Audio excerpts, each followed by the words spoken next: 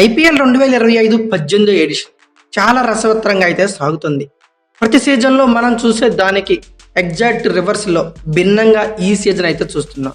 ప్రతి సీజన్లో టాప్లో ఉండే సిఎస్కే, ముంబై ఇండియన్స్, ఆర్ఆర్ లాంటి బిగ్ టీమ్స్, ఎస్ఆర్హెచ్లు కూడా ఈసారి అయితే కంప్లీట్గా చేతులు ఎత్తేసాయి.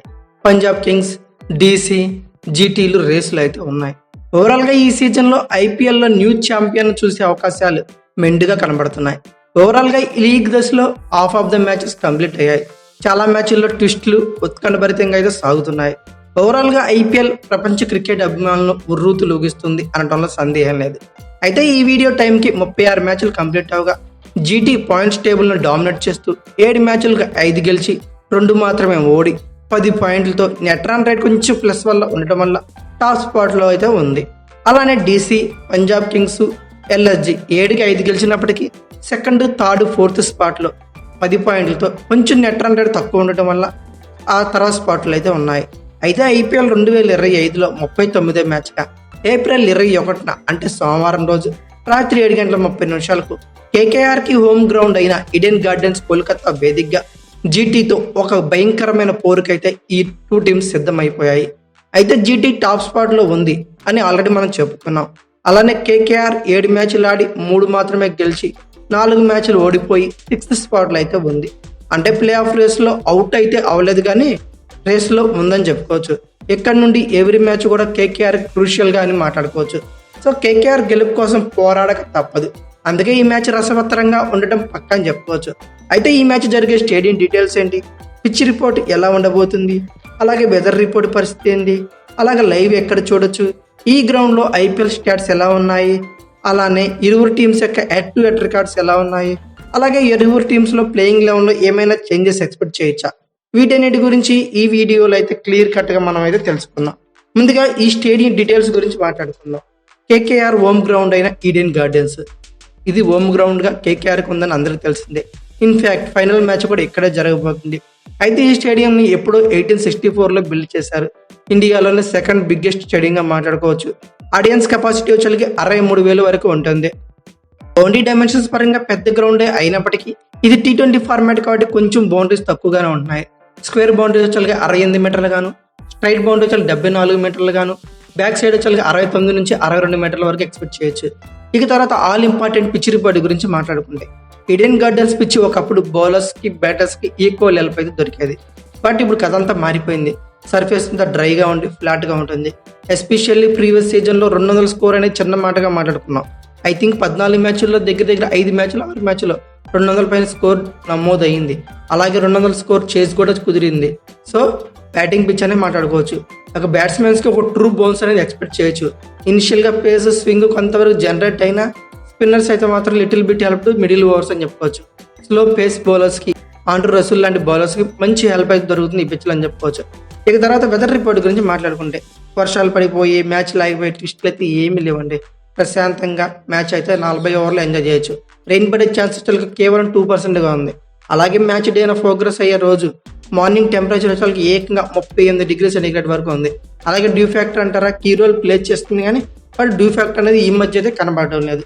ఇక తర్వాత లైవ్ స్ట్రీమింగ్ గురించి మాట్లాడుకుంటే మీ అందరికీ తెలిసిందే ఐపీఎల్ 2 ఐపీఎల్ మ్యాచ్లన్నీ ఒకే ప్లాట్ఫామ్ అనేది లైవ్ ఇస్తుందని చెప్పి దాని గురించే మాట్లాడుకుందాం.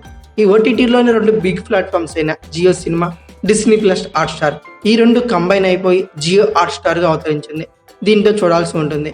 అలాగే సబ్స్క్రిప్షన్ అయితే తప్పనిసరి. టీవీస్లో వచ్చేది స్టార్ స్పోర్ట్స్ 2లో చూడొచ్చు. అలాగే టీవీస్లో తెలుగులో చూడాలంటే స్టార్ స్పోర్ట్స్ 1లో చూడొచ్చు. ఇది లైవ్ స్ట్రీమింగ్ పరిస్థితి అయితే మాత్రం చెప్పుకోవచ్చు.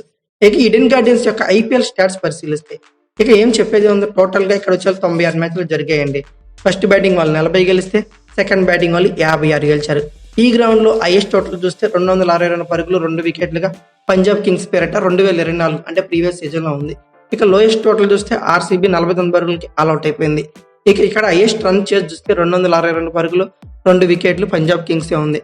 లోయెస్ట్ టోటల్ డిఫెన్స్ చూసుకుంటే 131 పరుగులు కేకేఆర్ పేరట ఉంది. ఇక ఫస్ట్ ఇన్నింగ్స్ యావరేజ్ స్కోర్ చూస్తే 166 పరుగులుగా ఉంది. ఇదంతా ఫాస్ట్ కదా, ప్రజెంట్ అయితే 200 కొడితే కానీ ఉపయోగం లేదని చెప్పుకోవచ్చు. ఇక తర్వాత జీటీ మరియు కేకేఆర్ యొక్క హెడ్ టు హెడ్ రికార్డ్స్ పరిశీలిస్తే వీళ్ళిద్దరి మధ్య ఇప్పటి వరకు 4 మ్యాచ్లే జరిగాయి. జీటీ 2 గెలిస్తే కేకేఆర్ 1 గెలిచింది. నో రిజల్ట్గా ఒక మ్యాచ్ అయితే ఉండిపోయింది. 2024లో వర్షం వల్ల ఈ మ్యాచ్ అయితే రద్దయింది. ఇక 2023లో 2 సార్లు వీళ్ళిద్దరి మధ్య ఫైట్ అయితే జరిగింది. తలా ఒకసారి అయితే గెలిచారు. ఇక ఫైనల్గా ఇరువురు టీమ్స్ యొక్క ప్లేయింగ్ 11 గురించి అయితే మనం మాట్లాడుకుందాం. ముందుగా జీటీ యొక్క ప్లేయింగ్ 11 గురించి మాట్లాడుకుందాం. గుజరాత్ టైటన్స్ నుంచి ఎవ్వరు కూడా ఇలాంటి పెర్ఫార్మెన్స్ అయితే ఈ సీజన్లో ఎక్స్పెక్ట్ చేసే ఉండరు. హాఫ్ ఆఫ్ ద సీజన్ మ్యాచ్లు అయ్యేసరికి కేవలం 2 మాత్రమే ఓడి 5 గెలిచి టాప్ ప్లేస్లో అయితే ఉంది. ప్రీవియస్ మ్యాచ్లో ఈ సీజన్లో one of the best team అయిన ఢిల్లీ క్యాపిటల్స్ మీద అతి పెద్ద విజయం అయితే జీటీ నమోదు చేసింది. ఈ మ్యాచ్లో 200 పైన పరుగులు చేసి చూపించింది. దీన్ని బట్టి అర్థం చేసుకోవచ్చు జీటీ బ్యాటింగ్ ట్రాక్ వేరే లెవెల్ ఫామ్లో ఉందని. ముందుగా వీళ్ళ బ్యాటింగ్ యూనిట్ గురించే మాట్లాడుకుందాం. All are in good touch. Especially వీళ్ళ టాప్ ఆర్డర్ అయితే వేరే లెవెల్లో ఉంది భయ్య. ఒక్కొక్క బ్యాట్స్మెన్ ఒక్కొక్క డైమండ్ మాట్లాడుకోవచ్చు. మెయిన్లీ వీళ్ళ ఓపెనర్ సాయి సుదర్శన్ బ్యాట్ నుండి ఇనిషియల్ మ్యాచ్ నుండి పరుగులు చూస్తూనే ఉన్నాం. 1 or 2 times captain Shubman Gill back ఫుట్లో కనపడ్డా కూడా సరే సాయి సుదర్శన్ ఒంటి చేత మ్యాచ్లు అయితే గెలిపించేదాకా తీసుకొచ్చాడు. తర్వాత ప్రతి మ్యాచ్లోనూ సూపర్ నాక్ అయితే ఆడుతున్నాడు సాయి సుదర్శన్ చెప్పుకోవచ్చు. అలానే ఐపీఎల్ అంటేనే పూనకాలు తెచ్చుకున్న బ్యాట్స్మెన్ కొందరు ఉంటారు. వాళ్ళలో ఫస్ట్ పేరు మాట్లాడుకోవాల్సిన జోస్ బట్లర్. అల్టిమేట్ బ్యాటింగ్ అయితే ఈ సీజన్లో కూడా చేస్తున్నాడు. మొన్న ఢిల్లీ మీద మ్యాచ్లో 97 పరుగులతో చెతక్ కొట్టేశాడు. అలానే స్టీఫెన్ రదర్ఫర్డ్ మ్యాచ్ విన్నింగ్ నాక్స్ అయితే ఆడుతున్నాడు. అలాగే షారుఖ్ ఖాన్ మంచి టాలెంట్ ఉందని మనందరికి తెలిసిందే. రాహుల్ తివాటియా ఎంత బాగా ఆడతాడు, ఎలాంటి ఫినిషింగ్ ఇవ్వగలడో అంతకుముందు మనం చూసాం. అదే జరిగింది నిన్న మ్యాచ్లో కూడా. సో వీళ్ళ బ్యాటింగ్ ఆర్డర్లో 4-5 మాత్రమే కీ రోల్స్ ప్లే చేస్తున్నా అందరూ సూపర్ ఫామ్లో అయితే ఉన్నారు. బౌలింగ్ యూనిట్లో mainly spin unit Rashid Khan లై తప్పిన ఈ సీజన్లో వికెట్ల వేటలో వెనకపడ్డా. ఐ థింక్ 7 మ్యాచ్ల్లో కలిపి 4 వికెట్లు పడగొట్టాడనుకుంటారు రషీద్ ఖాన్. ఓవరాల్గా అయితే మేనేజ్ చేస్తున్నాడు. అలానే సాయి కిషోర్ డీసెంట్ బౌలింగ్తో ఆకట్టుకున్నాడు. అలానే కో స్పిన్నర్ కావాలనుకుంటే ఇంపాక్ట్ ప్లేయర్గా వాషింగ్టన్ సుందర్తో మంచి స్పిన్ అటాక్ అయితే ఉంది. తర్వాత పేస్ యూనిట్లో ఓవరాల్గా మహమ్మద్ సిరాజ్ పర్వాలేదు అనిపిస్తున్నాడు. Prasidh Krishna extremely well in form. Purple cap అందుకున్నాడండి. 7 మ్యాచ్ల్లో ఏకంగా 14 వికెట్లు పడగొట్టాడు. బట్ క్రూషియల్ టైంలో ప్రతిసారి వికెట్స్ బ్రేక్ ఇస్తానని కీ బౌలర్గా మారిపోయాడు. కగీసో రబాడా ఎంట్రీ కనుక ఒకవేళ వస్తే జీటీని ఆపడం కష్టమని చెప్పుకోవచ్చు. అయితే రబాడా రోల్ని అర్షద్ ఫుల్ఫిల్ చేస్తున్నాడు. ఓవరాల్గా వీళ్ళ లెవెల్లో పెద్దగా చేంజెస్ అయితే ఉండవు. నేనైతే మాత్రం కగీసో రబాడా వస్తే అతనైతే టీంలో ఉంటాడు, లేదంటే అర్షద్ ఖాన్ని మేనేజ్ చేయాల్సి ఉంటుంది. ఓవరాల్గా వీళ్ళ లెవెల్లో పేపర్ మీద పరిశీలిస్తే Sai Sudharsan, Shubman Gill, Jos Buttler, Shahrukh Khan, Rahul Tewatia, Washington Sundar, Rashid Khan, Arshad Khan, Sai Kishore, Prasidh Krishna, Mohammed Siraj, Stephen Rutherford ఇలా ఉంది. ఇక ఫైనల్గా కేకేఆర్ యొక్క ప్లేయింగ్ 11 గురించి మాట్లాడుకుంటే భయంకరంగా కనిపించే ఒక యావరేజ్ టీం అని చెప్పుకోవచ్చు. మంచి spin unit, decent pace attack, అలానే హార్డ్ హిట్టర్స్కి అమ్ములు పొద, అలానే క్లాసిక్ బ్యాటర్స్ అందరూ ఉన్నా కూడా ఎందుకో వెనకబడింది ఈ టీం. 7 మ్యాచ్లు ఆడింది, 3 మాత్రమే గెలిచింది. అయితే ఓవరాల్గా కేకేఆర్ తలుచుకుంటే ఎంతటి టీంనైనా చెక్ పెట్టగల సామర్థ్యం అయితే వీళ్ళ టీంలో ఉందని చెప్పుకోవచ్చు. ప్రీవియస్ మ్యాచ్లో 111 పరుగులు చేయలేక చేతులు ఎత్తేసింది పంజాబ్ కింగ్స్ మీద. ముందుగా వీళ్ళ బౌలింగ్ యూనిట్లో అన్రిచ్ నోజ్, హర్షిత్ రాణా, వైభవ్ అరోరాలతో డీసెంట్ పేస్ అటాక్ అయితే ఉంది. మెయిన్లీ హర్షిత్ రాణా ప్రీవియస్ మ్యాచ్లో అయితే టచ్లోకి వచ్చేసాడు. అలానే స్పిన్ యూనిట్లో మిస్టరీ స్పిన్నర్ వరుణ్ చక్రవర్తి, సునీల్ నారాయణ్ 100% ఎఫర్ట్ అయితే ఇస్తున్నారు. అయితే వీళ్ళ బ్యాటింగ్ యూనిట్ గురించి ఒక కెప్టెన్ రాహానే మినహాయిస్తే కన్సిస్టెంట్గా పరుగులు చేసే బ్యాటర్ అనే వాళ్ళే లేరు. మెయిన్లీ వీళ్ళ ఇంపార్టెంట్ బ్యాటర్ కన్సిస్ట్ ప్లేయర్ అనుకున్న Venkatesh Iyer the costliest player ఈ సీజన్ ఇనిషియల్ నుండి హ్యాండ్ ఇస్తూనే ఉన్నాడు. అలానే క్వింటన్ డికాక్, సునీల్ నారాయణ్ ఓపెనింగ్లో తేలిపోతున్నారు. ఎన్నో ఎక్స్పెక్టేషన్స్ పెట్టుకున్న Rinku Singh the finisher utter flop అయితే అవుతున్నాడు. దీంతో కేకేఆర్ బ్యాటింగ్ యూనిట్లో కంప్లీట్గా బ్యాక్ ఫుట్లోకి వెళ్ళిపోయింది.